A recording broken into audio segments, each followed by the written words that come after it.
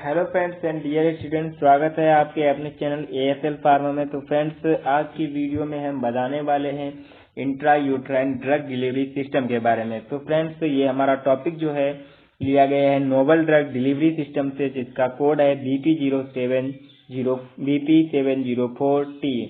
तो फ्रेंड्स, चलिए स्टार्ट करते हैं intra uterine drug delivery system. तो सबसे पहले देखते हैं क्या क्या आज की वीडियो में हम पढ़ने वाले हैं, क्या है कंटेंट। तो फ्रेंड्स, सबसे पहले जानेंगे introduction, female reproductive system, method of contraception, anatomy of uterus, IUDs, types of IUDs, advantage disadvantage, mechanism of IUDs यानी जो आईयूडीज यूज करते हैं यानी इंट्रा यूट्राइन ड्रग्स जो यूज करते हैं उसमें क्या मैकेनिज्म कैसे काम करेंगी, डेवलपमेंट ऑफ आईओडी, आईओडी जो है इनका डेवलपमेंट कैसे होगा। तो फ्रेंड्स, चलिए स्टार्ट करते हैं। पहला टॉपिक हमारा इंट्रोडक्शन, पहली स्लाइड है इंट्रोडक्शन। तो फ्रेंड्स, चलिए बात करते हैं इंट्रोडक्शन की। इंट्रोडक्शन में सबसे पहले बात करेंगे कंट्रासेप्शन की। कंट्रासेप्शन क्या होता है? तो contraception friends, aim to prevent the pregnancy. Contraception का मतलब होता है कि इसका मेन उद्देश्य होता है कि ये प्रिवेंट करे, प्रेगनेंसी को रोके। तो फ्रेंड्स, दूसरा पॉइंट देखते हैं। ये प्रोसेस जो है, चलिए ये जो है the process is done for the temporary और परमानेंट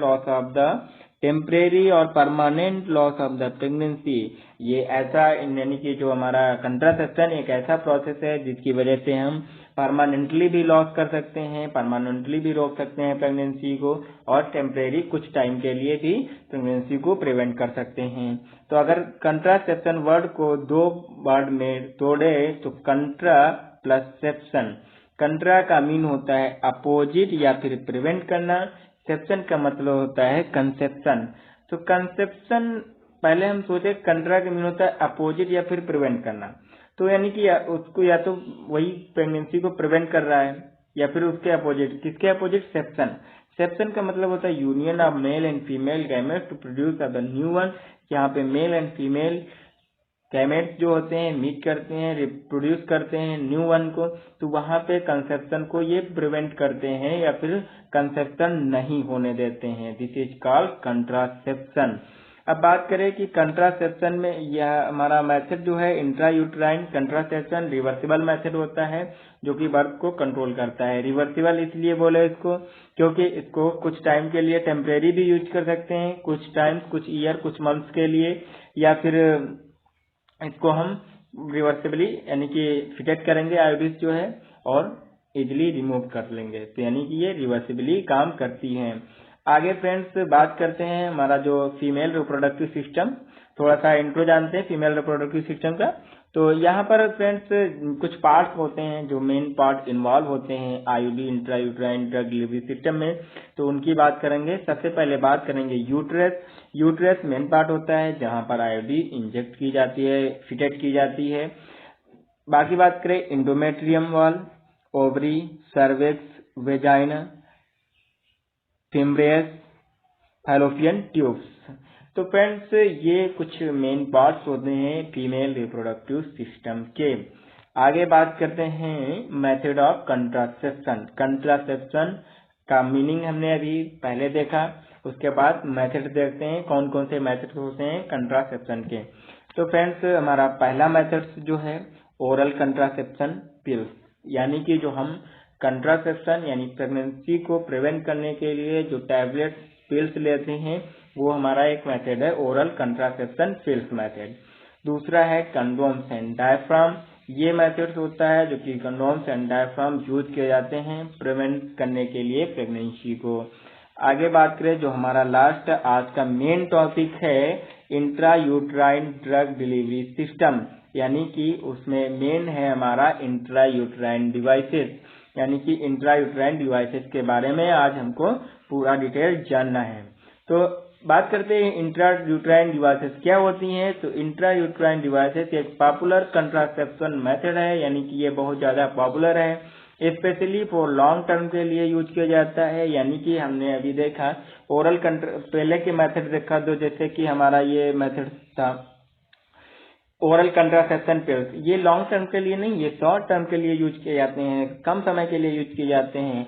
जैसे कंडोम्स एंड डायफ्राम हुआ, ये तो और भी कम, एक ही बार में यूज किए जाते हैं एक टाइम के लिए।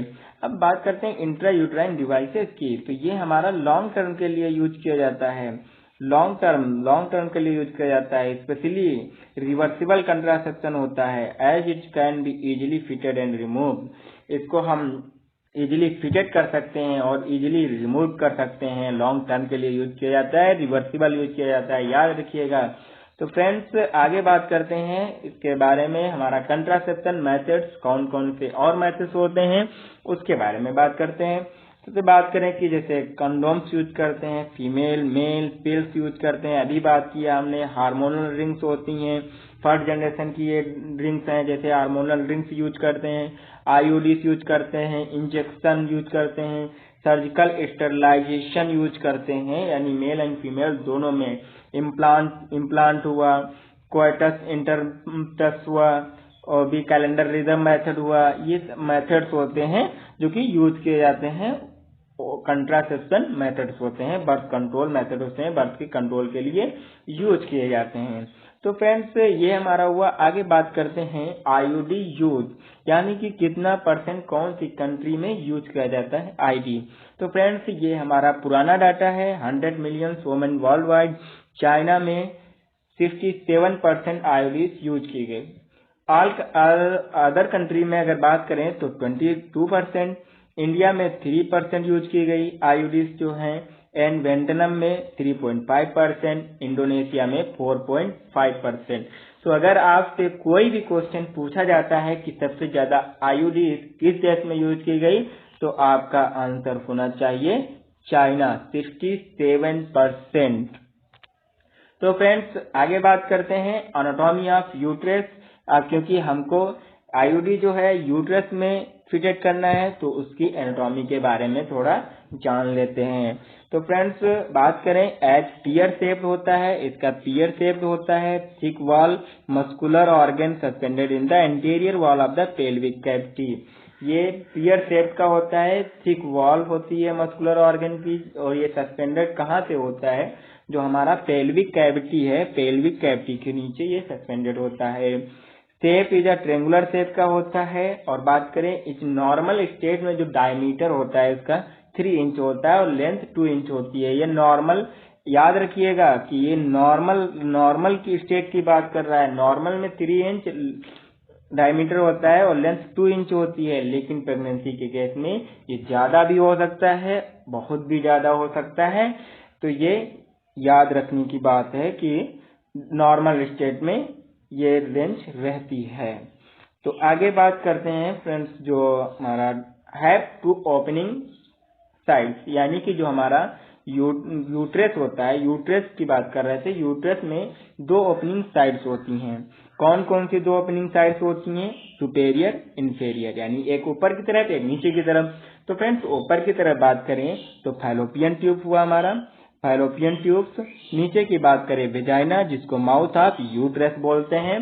तो आप बात करते हैं कहाँ पे? Fallopian tube. फ्रेंड्स ये हमारी फैलोपियन ट्यूब्स है, ये फैलोपियन ट्यूब्स है। एक ओपनिंग साइड ये ओपनिंग साइड, ये सुपेरियर ओपनिंग साइड है फैलोपियन ट्यूब यूट्रस की। और नीचे की बात करें, इंटीरियर की बात करें, तो ये वेजाइना यानी कि माउथ ऑफ यूट्रस। आप लोग को स्ट्रक्चर से क्लियर हो रहा है, ये माउथ ऑफ यूट्रस है, वेजाइना को बोलते हैं। ये ओपनिंग साइड्स होती हैं यूट्रस की। आगे फ्रेंड्स आई होप आप लोग समझ गए होंगे यूट्रस की ओपनिंग साइड्स को, यूट्रस की एनाटॉमी को। तो फ्रेंड्स आगे बढ़ते हैं। आगे बढ़ने वॉल ऑफ यूट्रस, आप बात करें कौन कौन सी वॉल्स पाई जाती हैं यूट्रस में। तो यूट्रस में फ्रेंड्स सबसे पहले बात करें, एक इनर वॉल होती है, इंडोमेट्रियम बोलते हैं। मायोमेट्रियम वॉल होती है, ये मस्कुलर मिडल लेयर होती है। पेरिटोनियम वॉल जो होती है, ये एक्सटर्नल सरफेस ऑफ यूट्रस, यानी यूट्रस के बाहर का सरफेस जो है वो वॉल जो है उसको पेरिटोनियम बोलेंगे। और ये ज्वाइन करती है यूट्रस को pelvic cavity through the ligament के थ्रू, पेल्विक कैविटी से ज्वाइन करती है यूट्रस को। तो ये पेरिटोनियम वॉल हुई। तो फ्रेंड्स आगे बात करते हैं, हमारा जो नेक्स्ट है इंट्रायूट्राइन डिवाइसेस। चलिए आ गए हम जिसका इंतजार था, अपना मेन जो आज का टॉपिक है इंट्रायूट्राइन डिवाइसेस। तो हमने पहले इंट्रोडक्शन पढ़ लिया, यूट्रस के एनाटॉमी पढ़ लिया, वाल्व पढ़ लिए, ओपनिंग साइट्स पढ़ लिए। तो अब जब हम इंट्रायूट्राइन डिवाइसेस पढ़ेंगे, उसको कैसे फिटेड करेंगे, तो वहां पर हमको आसानी होगी समझने में। तो फ्रेंड्स चलिए बात करते हैं इंट्रायूट्राइन डिवाइसेस की। तो इंट्रायूट्राइन डिवाइसेस क्या होती हैं? ये स्मॉल फ्लेक्सिबल प्लास्टिक डिवाइसेस होती हैं जो प्लेस की जाती हैं inside the uterus health care professional. देखिए फ्रेंड्स, ये इंट्रायूट्राइन डिवाइसेस को आप अपने आप से नहीं यूज कर सकते हैं, इसको या तो डॉक्टर आपके इससे सलाह लेंगे, डॉक्टर से फिटेड करेगा, या तो फिर हेल्थ केयर प्रोफेशनल जो भी होंगे, नर्सेस वगैरह, वो फिटेड करेंगे। तो ये फ्रेंड्स स्मॉल्स होती हैं, छोटी सी होती हैं, फ्लेक्सिबल होती हैं, प्लास्टिक की बनी होती हैं, प्लेस करते हैं यूट्रस के अंदर। अब कैसे प्लेस करते हैं? तो फ्रेंड्स इसको it is inserted through the cervix, यानी सर्विक्स वाल को अभी हमने देखा पिछले स्लाइड में, सर्विक्स वाल के थ्रू प्लेस किया जाता है यूट्रस में, जो कि प्रिवेंट करते हैं प्रेगनेंसी को, जो हमारा मेन एम था। तो फ्रेंड्स आगे बात करें कि इसको हम कितने टाइम तक यूज कर सकते हैं। तो हमने अभी बताया था कि इंट्रायूट्राइन डिवाइसेस को लॉन्ग टर्म के लिए यूज कर सकते हैं, 1 to 10 ईयर रिवर्सिबल मेथड है, 1 to 10 ईयर या फिर 1 to 12 ईयर भी यूज कर सकते हैं इसको, यानी कि ये लॉन्ग टर्म के लिए यूज की जाती हैं। रिवर्सिबल मेथड होता है जो कि मोस्ट इफेक्टिव होता है, बहुत ज्यादा इफेक्टिव होता है ये बर्थ कंट्रोल के लिए। आगे बात करें फ्रेंड्स, तो इंट्रायूट्राइन डिवाइसेस जो होते हैं ये कंट्रासेप्शन को प्रिवेंट करते हैं, इसलिए इनको समटाइम्स आईयूसी भी बोलते हैं, यानी कि इंट्रायूट्राइन कंट्रासेप्शन के नाम से भी जानी जाती हैं। आगे बात करें फ्रेंड्स, ये 99% इफेक्टिव होती हैं, सिर्फ 1% चांसेस रहते हैं इनके फेल होने के, वो भी कब? जब ये इंट्रायूट्राइन डिवाइसेस जो है सही तरीके से फिटेड ना की जाए या फिर उनको केयरली नहीं फिटेड किया जाए, तब इनके चांसेस होते हैं कि अनइफेक्टिव शो करें। ये ऐसे तो 99% इफेक्टिव पाई गई हैं। आगे बात करें फ्रेंड्स, जो हमारा मेन जो बढ़िया सा टॉपिक है, इसके बात करें, this IUD does not protect the STD. STD क्या होता है फ्रेंड्स? आईयूडी जो होता है एसटीडी को प्रोटेक्ट नहीं करता है। एसटीडी, जी हाँ, सेक्सुअल ट्रांसमिटेड डिसीज, जो सेक्सुअली ट्रांसमिटेड डिसीजेस होती हैं, आईयूडी उनको प्रिवेंट नहीं करता है, ये सिर्फ कंट्रासेप्शन को, प्रेगनेंसी को कंट्रोल करता है। तो अगर हमको एसटीडी को प्रिवेंट भी करना है, प्रेगनेंसी को भी प्रिवेंट करना है, तो use condoms with the IUD help to pregnancy and STD. अगर आईयूडी के साथ में कंडोम्स को यूज करते हैं तो प्रेगनेंसी के साथ साथ जो हमारी सेक्सुअल ट्रांसमिटेड डिसीजेस होती हैं उनको भी प्रिवेंट किया जा सकता है। जी हाँ, प्रिवेंट किया जा सकता है। आगे बात करें फ्रेंड्स, चलिए आते हैं हमारे क्या होते हैं आईयूडी। ये देखिए फ्रेंड्स, ये स्मॉल फ्लेक्सिबल आईयूडी है, कॉपर आईयूडी। तो फ्रेंड्स इसको कैसे देखिए, आप लोग देख रहे हैं फ्रेंड्स, ये यूट्रस है हमारा, ये fallopian tubes, ovary, cervix, vagina. तो क्या हुआ फ्रेंड्स, देखिए ये वेजाइना के थ्रू क्या हुआ, वेजाइना के थ्रू इसको प्लेस किया गया है यूट्रस में, ये स्प्रिंग होती है, इसको बाहर निकाल लिया जाता है, इस तरह से ये फिटेड रहती है। चलिए इसके बारे में आगे भी जानेंगे और डिटेल में। तो फ्रेंड्स ये हमारा एडवांटेजेस। अब आईयूडीज के एडवांटेजेस क्या होते हैं, बहुत जरूरी है जानना। तो फ्रेंड्स जानते हैं एडवांटेजेस। प्रोलॉन्ग द रिलीज, यानी कि लंबे समय तक, ये अभी हमने बात किया 10 to 12 ईयर या फिर 1 to 12 ईयर्स। तो फ्रेंड्स 12 ईयर तक ये लॉन्ग टाइम तक एक्शन शो करते रहेंगे, ड्रग रिलीज होती रहेगी और एक्शन मिलता रहेगा। प्रोलॉन्ग रिलीज एक्शन रहता है। Minimal systemic side effect, systemic side effect बहुत कम रहते हैं, मिनिमम रहते हैं। इंक्रीज करता है बायो अवेलेबिलिटी को, जी हाँ, बायो अवेलेबिलिटी को इंक्रीज करता है। कैसे बायो अवेलेबिलिटी को कैसे इंक्रीज करता है? सिंपल था फ्रेंड्स, इसमें क्योंकि हम डायरेक्टली फिटेड करते हैं, लीवर से कोई मतलब नहीं है, हमारी किडनी से कोई मतलब नहीं है इससे। इसमें क्या होता है, फर्स्ट पास मेटाबॉलिज्म नहीं होता है, तो बायो अवेलेबिलिटी सिंपल सा इंक्रीज हो जाएगा। जब फर्स्ट पास मेटाबॉलिज्म नहीं होगा तो बायो अवेलेबिलिटी इंक्रीज हो जाएगा। Use of less total drug than the oral dose. देखिए फ्रेंड्स, ओरल डोज में जो हम ड्रग्स यूज करते हैं, ज्यादा ड्रग्स यूज करनी पड़ती है, डोज लेनी पड़ती है। तो फ्रेंड्स, इसमें डोज लेने की कोई जरूरत नहीं है, सिर्फ एक बार पीरियड कीजिए, 12 साल तक छुट्टी, अपना कोई दिक्कत नहीं है। First pass metabolism can be avoided. अभी हमने बताया कि फर्स्ट पास मेटाबॉलिज्म अवॉइड रहता है, उससे कोई मतलब नहीं रहता है लीवर से, और ये बायोअवेलेबिलिटी को भी इंक्रीज करता है। क्विक ऑनसेट ऑफ एक्शन रहता है, यानी कि तुरंत एक्शन शो करता है, और ये इट इज कॉस्ट इफेक्टिव भी होता है। तो फ्रेंड्स, कितनी अच्छी चीज है आयोडीज जो होता है, देखिए कितने इसके एडवांटेजेस हैं। तो फ्रेंड्स, आगे बात करते हैं। अब जिस चीज के एडवांटेजेस हैं यूज कर रहे हैं, तो उसका डिसएडवांटेजेस तो होगा ही। चलिए बात करते हैं डिसएडवांटेजेस। डिसएडवांटेजेस क्या हो सकते हैं? डिसएडवांटेजेस में जो हमारा कॉमन डिसएडवांटेजेस, जैसे कि nausea, vomiting, headache, weight gain, ये हो सकते हैं। Breast tenderness, cramping, pelvic pain, यानी कि पेल्विक पेन हो सकता है।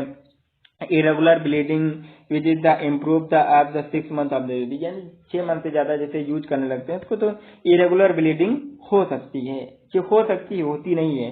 Some drugs of the sensitive to vaginal pH, कुछ ड्रग्स जो होती हैं सेंसिटिव होती हैं वेजाइनल ड्रग्स के लिए, वेजाइनल एरिया पीएच के लिए, तो वहां पर ये प्रॉब्लम कॉज करती हैं। ये इसका डिसएडवांटेजेस है। इन्फ्लुएंस करेगा सेक्सुअल इंटरकोर्स को कुछ तो इन्फ्लुएंस करेगा ही नॉर्मल कंडीशन से, तो ये इसका डिसएडवांटेजेस होता है इंट्रायूट्राइन डिवाइसेस का। चलिए आगे बात करते हैं। आगे मेन जो हमको सबसे अच्छा टॉपिक लगा, सबसे इम्पोर्टेंट टॉपिक हमें यही लगा कि कौन कौन से रिस्क इफेक्ट हो सकते हैं, यानी कि हम इंट्रायूट्राइन डिवाइसेस को यूज करने से पहले कौन कौन सी हमको सावधानियां रखनी है और कैसे इसको साइड इफेक्ट को हम अवॉइड कर सकते हैं।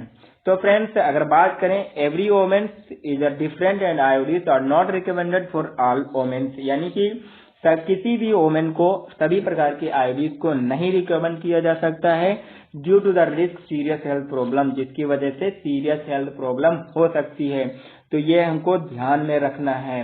अब बात करें, womens with the following condition should not use of iodine. अब बात करते हैं वो कौन कौन सी कंडीशन हैं जिस कंडीशन में वोमेन्स आयोडीन को नहीं यूज कर सकती हैं।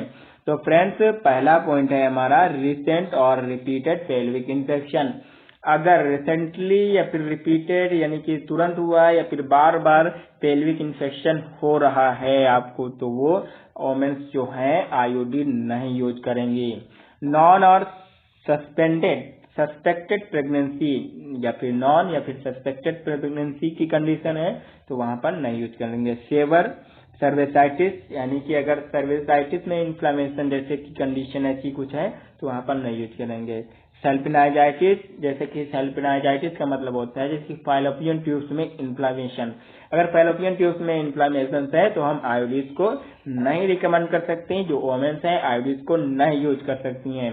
Malignant lesions in the genital area, ये क्या है? जेनाइटल एरिया में फ्रेंड्स अगर मैलिग्नेंट लीजन्स, यानी कि जो कैंसर, ट्यूमर्स जैसी कंडीशन अगर है जेनाइटल एरिया में, जेनाइटल ट्रैक्ट में, तो उसको हम नहीं यूज करेंगे आईयूडी को। चलिए आगे बात करते हैं। अनएक्सप्लेन्ड वेजाइनल ब्लीडिंग, अगर अनएक्सप्लेन वेजाइनल ब्लीडिंग हो रही है तब हम इसको आईयूडी को नहीं रिकमेंड करेंगे। HIV एड्स जैसी अगर STD बीमारी है पहले से तो उसमें नहीं यूज करेंगे। हिस्ट्री ऑफ एक्टोपिक प्रेगनेंसी की हिस्ट्री, यानी पेशेंट की प्रेगनेंसी की हिस्ट्री को देखते हुए हम आईयूडी को यूज कर सकते हैं। अगर बात करें आगे, history of toxic shock syndrome, अगर टॉक्सिक शॉक सिंड्रोम की हिस्ट्री है पेशेंट में तो हम उसको आईयूडीज को नहीं रिकमेंड करेंगे, नहीं यूज करेंगे। IUDs are not recommended for womens at risk of the PID, यानी कि जो रिकमेंडेड नहीं करेंगे क्योंकि रिस्क रहता है PID का। आगे बात करें फ्रेंड्स, अगर पेशेंट को जो भी वोमेन्स हैं हार्ट डिसीज है, एनीमिया कंडीशन है, heart disease, anaemia, history of the severe menstrual cramping flow, यानी कि सेवर मेंस्ट्रुअल साइकिल जो होती है उसमें क्रैम्पिंग फ्लो हो रहा है, तो वहां पर हम हार्ट डिसीज है, एनीमिया की कंडीशन है, तो उस कंडीशन में हम आयोडीज को नहीं यूज करेंगे। History of the ectopic pregnancy, अगर हिस्ट्री एक्टोपिक प्रेगनेंसी है तो वहां पर नहीं यूज करेंगे। Previous problems with an IUD, यानी कि आईयूडी से प्रॉब्लम हो सकती है। तो चलिए आगे बात करते हैं कौन कौन सी जो हमारी आईयूडीज होती हैं, किस टाइप की वोमेन्स को किस टाइप की कंडीशन में यूज नहीं करेंगे, यूज करेंगे, तो उसके बारे में जानते हैं। तो फ्रेंड्स बात करें कॉपर आईओडी, जो हमारा कॉपर आईओडीज होता है not recommended for the women Wilson disease allergy to copper. यानी कि विल्सन डिसीज क्या होता है, जिस पेशेंट को कॉपर से एलर्जी होती है, ठीक है, अगर फ्रेंड्स कॉपर से एलर्जी है किसी वोमेन को, तो वहां पे हम कॉपर आईओडीज को नहीं रिकमेंड करेंगे, वो वोमेन्स जो होती हैं कॉपर आईओडीज को नहीं यूज करेंगे। आगे बात करें friends womens with the history of the breast cancer, अगर ब्रेस्ट कैंसर की हिस्ट्री है पहले से वोमेन्स में, तो can not of the Mirena IUD, Mirena IUD को यूज नहीं करेंगे, क्योंकि मायरना आईडी यानी कि ये मायरना आईडी हार्मोनल आईडी होती है, जो हार्मोन्स रिलीज होते हैं, जो एक्शन देते हैं, उनका सिक्रीशन मिल्क से होता है, ब्रेस्ट मिल्क से होता है, तो इसलिए उसको मतलब कि हम नहीं यूज करेंगे। आगे बात करें womens with the diabetes should be monitored carefully if they use of the Mirena IUD. अगर पेशेंट डायबिटीज के पेशेंट है, वोमेन जो डायबिटीज कंडीशन से है उसको पहले से, तो मायरना आईडी यानी हार्मोनल आईडी जो है नहीं यूज करेंगे। Breast feeding women should be aware the synthetic hormone in the Mirena IUD is excreted in the breast milk.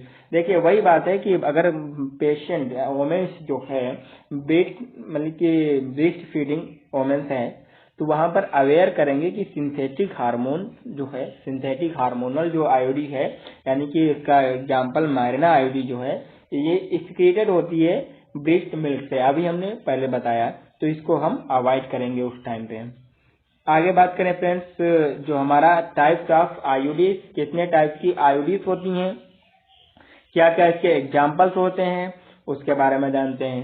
तो फ्रेंड्स पहले बात करें हमारी आईओडीज जो होती हैं दो टाइप से होती हैं, नॉन मेडिकेटेड आईओडी और मेडिकेटेड आईओडी। तो चलिए बात करते हैं नॉन मेडिकेटेड आईओडी क्या होती है। नॉन मेडिकेटेड आईओडी जो होती हैं उनमें कोई भी मेडिकेशन नहीं होती है, उनका फार्माकोलॉजिकल एक्शन नहीं होता है, सिर्फ प्रेगनेंसी को अवॉइड करते हैं, ठीक है फ्रेंड्स। आगे बात करें इनका एग्जाम्पल जो है लेफ्ट लोब्स, ये एग्जाम्पल होता है। अभी थोड़ी देर बाद हम लोग स्ट्रक्चर देखेंगे हर एक आईओडी का, तब क्लियरली समझेंगे। तो फ्रेंड्स दूसरा जो है हमारा मेडिकेटेड आईओडी जो होता है, दो सब टाइप होते हैं इसके, कॉपर आईओडी और हार्मोनल आईओडी। कॉपर आईओडी जो होता है इसमें कॉपर की वायर लगी होती है, ये देखिए फ्रेंड स्ट्रक्चर, ये कॉपर वायर लिपटा हुआ है यहाँ से आईओडीज में, तो ये रिलीज करता है कॉपर को और प्रिवेंट करता है प्रेगनेंसी को। तो इसका एग्जाम्पल है कॉपर टी, कॉपर 7 और मल्टी लोडेड कॉपर टी आता है। तो फ्रेंड्स आगे बात करें दूसरा जो हमारा हार्मोनल आईओडी। हार्मोनल आईओडी में क्या होता है, इसमें जो हमारा प्रोजेस्टेरोन हार्मोन रिलीज होता है, LNG-20, ये आईओडी का एग्जाम्पल्स है। तो फ्रेंड्स हम देखें कि हार्मोनल आईओडी ये होती है, यहाँ पर हार्मोन्स होते हैं, यहाँ से हार्मोन रिलीज होते हैं। तो फ्रेंड्स ये हार्मोनल और कॉपर आईओडी हुआ, और नॉन मेडिकेटेड आईओडी के बारे में जाना। तो फ्रेंड्स ये हमारा देखिए फ्रेंड्स बात करते हैं, चलिए ये आईओडी है, आईओडी को यूट्रस में प्लेस किया गया है, और प्लेस किया गया है, ये आईओडी का स्ट्रिंग होता है, स्ट्रिंग पर उसको बाहर निकाल लिया जाता है, कट कर दिया जाता है फ्रेंड्स, ये आईओडी ऐसे यूज की जाती है। चलिए आगे बात करते हैं फ्रेंड मेडिकेटेड आईओडी। अभी हमने ये स्ट्रक्चर को इजीली जो है डायग्राम को हमने समझ लिया है, जो हमारा मेडिकेटेड आईओडी है। आगे बात करें फ्रेंड मैकेनिज्म, मेन जो है मैकेनिज्म, हमारी जो 3 टाइप की अभी आईओडी पढ़े, non medicated, copper IOD, hormonal IOD, ये काम कैसे करती हैं, इनका मैकेनिज्म क्या है, ये जानते हैं। तो चलिए फ्रेंड्स बात करते हैं सबसे पहले non medicated IOD. Non medicated IOD जो होती हैं प्रमोट करती हैं फाइगोसाइटिक सेल को uterus phagocytosis sperm with the uterus, यानी कि जो नॉन मेडिकेटेड आईओडी होती हैं ये फाइगोसाइटिक सेल, यानी जो हमारी फाइगोसाइटिक सेल्स होती है उसको जो है प्रमोट कर देती हैं और जो फाइगोसाइटोसिस की प्रोसेस होती है वो स्पर्म के साथ में होने लगती है। यानी कि जो फाइगोसाइटोसिस सेल क्या होती हैं कि वो मतलब कि जो हमारा स्पर्म होता है, मेल स्पर्म होता है, वहां पे उसको खा जाती हैं। तो ये फाइगोसाइटिक सेल्स को प्रमोट करता है नॉन मेडिकेटेड आईडी, और ये फाइगोसाइटोसिस करता है स्पर्म को विथ द यूट्रस में। आगे बात करें फ्रेंड्स, जो हमारी कॉपर आयोडी है, कॉपर आयोडी में क्या है, तो फ्रेंड्स अभी हमने देखा कि कॉपर रिलीज आयोडी जो है रिलीज करेगी कॉपर आयन को, जो कि सप्रेस करेगा स्पर्म मोटिलिटी को and the fertilising capacity of sperm. यानी कि जो हमारा कॉपर रिलीज हुआ है, कॉपर रिलीज होगा जाके यूट्रस में वहां से, तो स्पर्म की मोटिलिटी जो है उसको कम कर देगा, यानी कि उसकी स्पर्म की मोटिलिटी को सप्रेस कर देगा, यानी कि मूव नहीं करेगा, स्पर्म मूव नहीं करेगा तो एक्स के साथ मीट नहीं करेगा, तो वहां से प्रेगनेंसी के चांसेस नहीं रहेंगे। तो ये इस तरह से कॉपर आयोडी जो है काम करता है। आगे बात करें हमारा जो हार्मोनल आयोडीज है, हार्मोनल आयोडीज में क्या करता है, हार्मोनल आयोडीज जैसा कि नाम से ही हार्मोन्स उसमें होंगे, सिंपल सा हार्मोन रिलीजिंग आयोडी हार्मोन रिलीज करेगा, make the uterus unstable for implantation of the cervix organ in the sperm. देखिए जो हार्मोनल आयोडी होता है, हार्मोनल आयोडी क्या करता है कि जो यूट्रस होता है, यूट्रस को अनस्टेबल बनाता है फॉर इम्प्लांटेशन के लिए cervix hostile to the sperm. जो हमारा सर्विक्स होता है यानी इंडोमेट्रियम वॉल, वहां से जो हमारा एग्स और स्पर्म और एग्स का जो इम्प्लांटेशन होता है वहां से उसको अनस्टेबल बना देता है यूट्रस को, उसमें इम्प्लांटेशन नहीं होता है, इम्प्लांटेशन नहीं होगा तो ग्रो नहीं करेगा तो डिस्ट्रॉय हो जाएगा, वहां से प्रेगनेंसी के चांसेस खत्म हो जाते हैं। तो फ्रेंड्स ये था मैकेनिज्म, हमने तीनों आयोडीज का मैकेनिज्म जान लिया। आगे बात करते हैं, चलिए फ्रेंड्स आगे बात करते हैं, चलिए स्ट्रक्चर। फ्रेंड्स ये देखिए ग्रेफेनबर्ग रिंग्स 1930 में डेवलप की गई, ये रिंग्स अभी हमने देखा था। लिप्स लोस ईयरली 1960 में डेवलप की गई।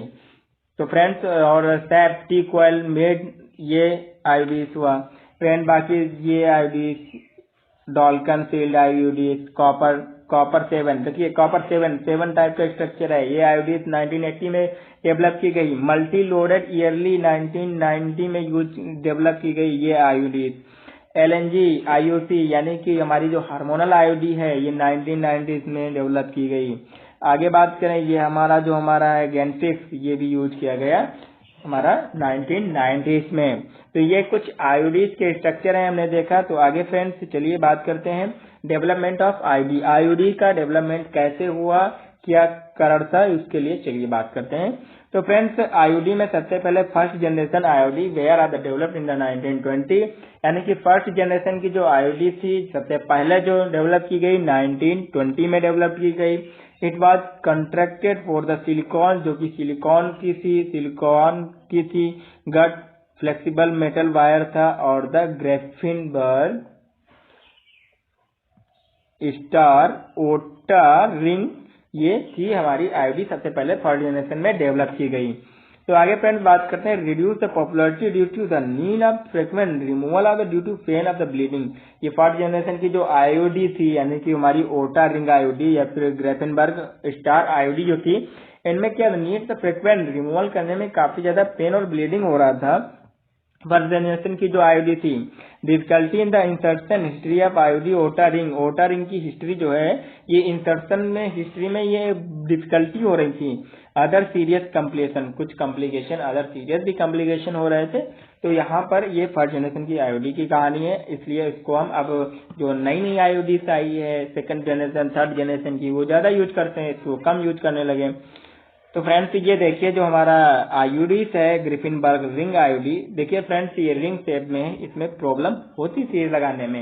ये देखिए फ्रेंड ओटा रिंग ये कुछ कंडीशन थी, ये रिंग्स जो थी इसको डिफिकल्टी होती थी इंसर्शन में, ब्लीडिंग होती थी रिमूवल के टाइम पे, पेन भी होता था। तो इसको अवॉइड करते हैं अब हम यूज करते हैं जो हमारी हार्मोनल आयोडी कॉपर आयोडी ये सब ज्यादा इफेक्टिव है।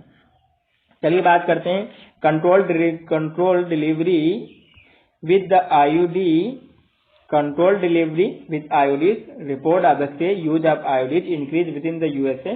चलिए फ्रेंड्स 0.8% 1995 में 0.8% आईओडी यूज किए जाते थे।